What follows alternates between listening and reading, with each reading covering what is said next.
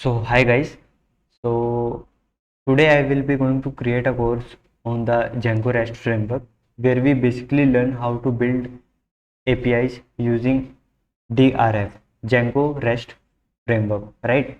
So this will be going to an introduction video which will basically tell you what is actually the meaning of APIs and what does an APIs do and what should be the motivation to learn building APIs, right? All those stuff we are going to take care on this lecture, right?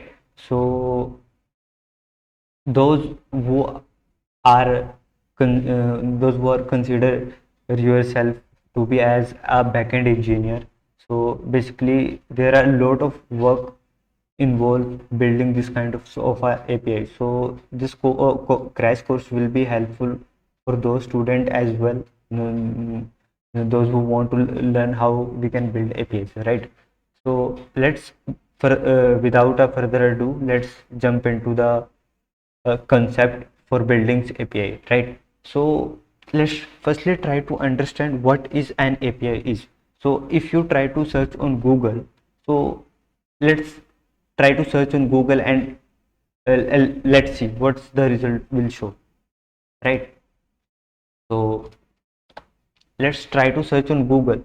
So here I got the first definition. So here it is saying API is an stand for an application program interface, which is a software intermediary that's allowed to application to talk with each other, right? So basically API is nothing but how we can make two applications or software to communicate with each other, right? So let's look at some of the real world examples. So let's suppose you have built one applications, right? Suppose you are working on your website, there you want to show some of the images related to your blog, but you are you want to download some images for your particular kind of a blog. And let's suppose there is let's call your application as A application, and let's call another application as a B application, which will provide basically the images, right? Different categories of images related to technical, non-technical and all, right? So if you consider these scenarios, you want to use actually uh, images, right, in your web application for your blogs. So one way you can solve this problem by saying, let's I will try to build something, right? I will try to build something that can generate images for your web application, right? But if you see clearly, if we had already some application that would do this task from a developer side, it would be an easier, right? So that's the one thing, right?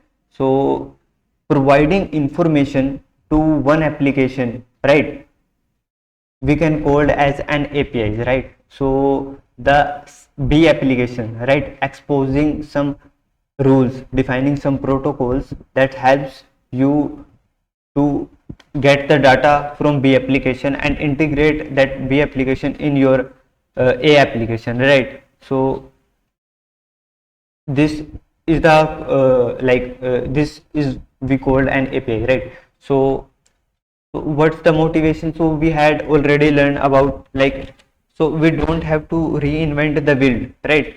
Saving time is, you can consider as an example of like motivation or for building APIs, right? So you don't have to reinvent the wheels, right?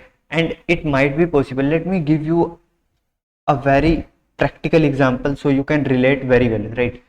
So so here I have taken an real world example of how Amazon works, right? So let's suppose, so Amazon having